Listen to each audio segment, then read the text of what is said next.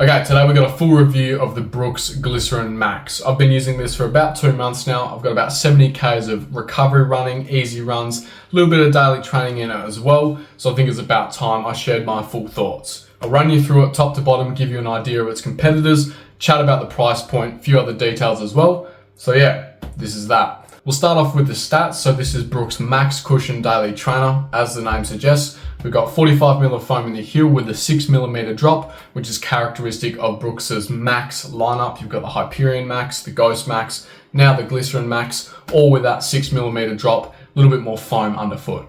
The foam itself is a nitrogen-infused EVA foam, which they're calling DNA tuned. What that pretty much means is that they've got a dual density midsole. In the forefoot, we've got bigger bubbles, which are going to compress a little bit more, give a bit more rebound. And in the heel, they're a little bit tighter packed, which is going to give a more firm, stable feeling, especially if you're a heel striker.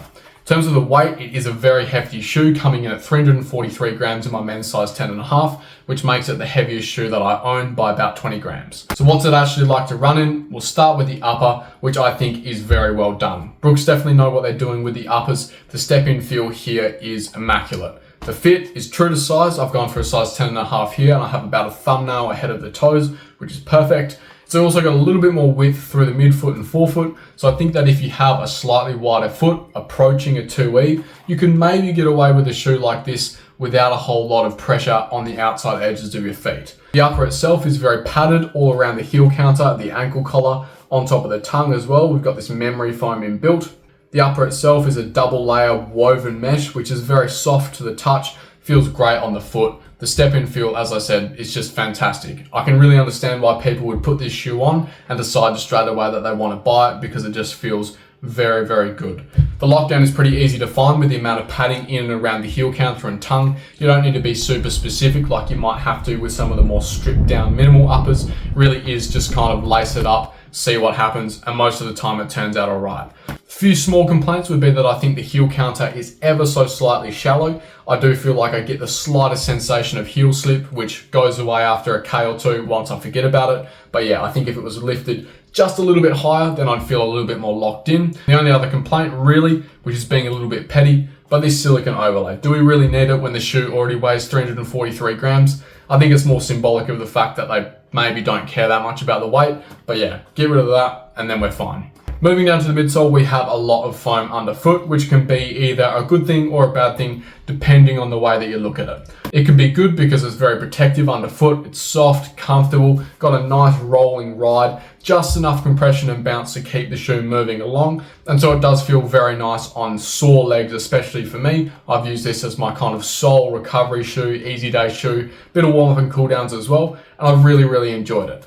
But the negative to that is that it is a very heavy, bulky shoe, and it just doesn't have any versatility whatsoever, at least for me. Maybe if you're one of those people who absolutely loves Max Cushion shoes and just wants as much foam as possible underfoot, you might be able to use this for daily training, maybe some tempo stuff. Maybe you want to do strides in it, I don't know. But for me, as someone who likes a bit more of a nimble daily trainer, wants to have the option to pick up the pace towards the end of a daily training run or a long run, this shoe is just a little bit too much. I absolutely love it for that specific purpose of recovery shoe when the legs are beaten up, but anything else, it just feels a little bit bulky, a little bit of a hassle to get it moving. I think Brooks have done well here though with the design. I think the tuning of the foam is nice. It doesn't feel too mushy or compressive like some other Max Cushion shoes can feel. It definitely holds its structure, gives a good level of response, and I think that the rockering is, again, well done to the point where it almost doesn't feel quite as heavy as the shoe actually is. It's one of those shoes that really protects you from the road. You can kind of just tip the legs over, it tips you forward, and you don't really notice that you're running much at all.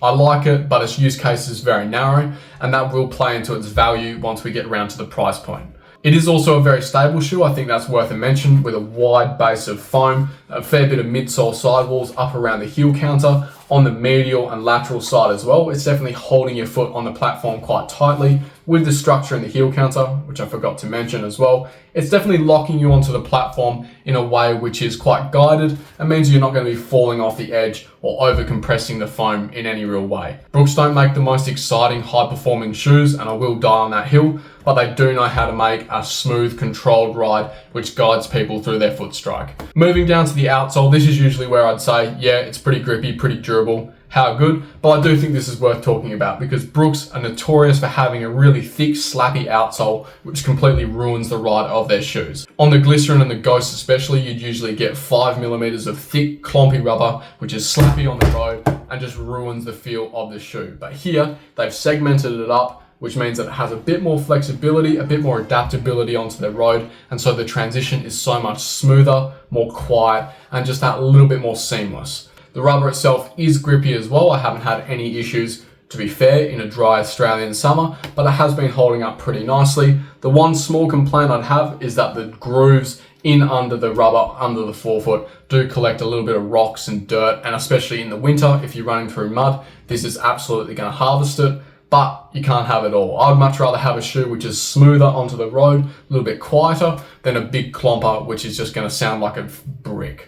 This is good from Brooks. It's nice to see some weight savings and a little bit more attention to the kind of ground feel of the shoe rather than just whacking on a big slab of rubber and calling it a day.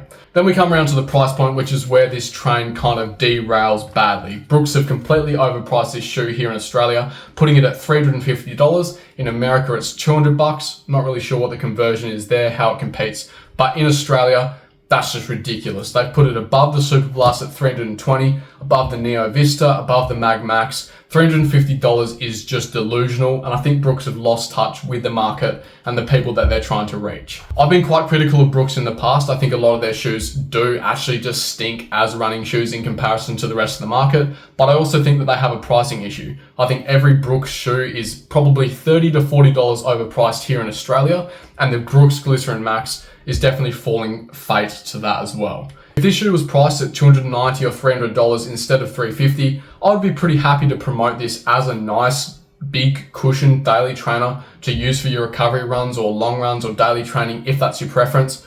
I think I'd be pretty happy to promote this, but for $350, when there's so many other options which are lighter, more versatile, more fun, have a similar level of stability and comfortability, it just doesn't make sense. I don't understand what Brooks thinks deserves the actual price point that they're putting on this shoe, because there's just not really anything super crazy going on here. Nitrogen-infused EVA foam has been around for 10 years. Skechers brought it in ages ago. DNA tuned is just a dual density midsole, which has been around for years as well. It's heavy.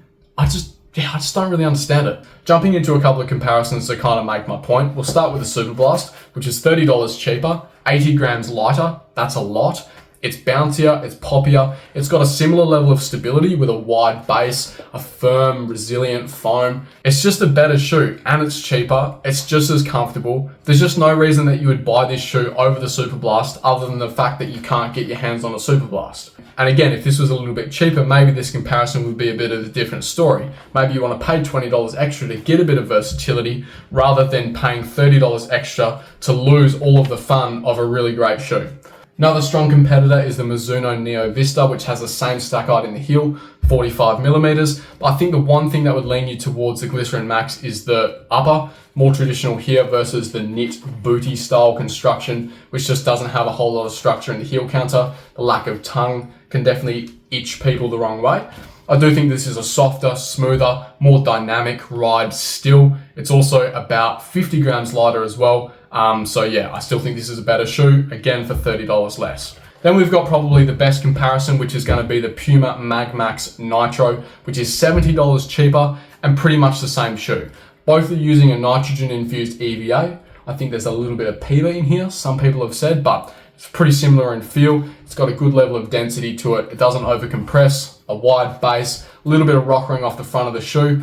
For what it's worth, I think the Brooks upper is a little bit more comfortable, especially through the tongue. We've just got a stretchy knit here, and the fit, a little bit more accommodating in the Brooks. But overall, they're a very, very similar ride, which I'd use for exactly the same use case. And for $70, there's absolutely no way that I'm choosing the Brooks over the Mag Max. So yeah, bit of a roller coaster ride there, apologies. I do think that this is a good shoe objectively. Like if I got this in the mail, it didn't have a brand on it, it didn't have a price point attached, I was just allowed to wear it and make up my mind about the shoe, I would say, yeah, this is a nice, comfortable, easy recovery day cruiser that protects the legs, ticks the legs over, it's fairly stable, it's very comfortable in the upper, the outsole is quiet, it's a good shoe, but with that $350 price point attached, it just kind of ruins it.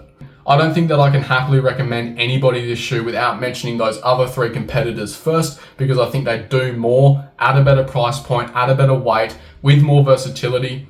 It's just a no-brainer. If you can buy this shoe secondhand, or you have some exclusive discount code which allows you to take 20 to 30% off this shoe, I think you should jump on it. As a recovery run shoe, as an easy day shoe, if you like that max cushion feel, maybe you would use this for your daily training and your long runs.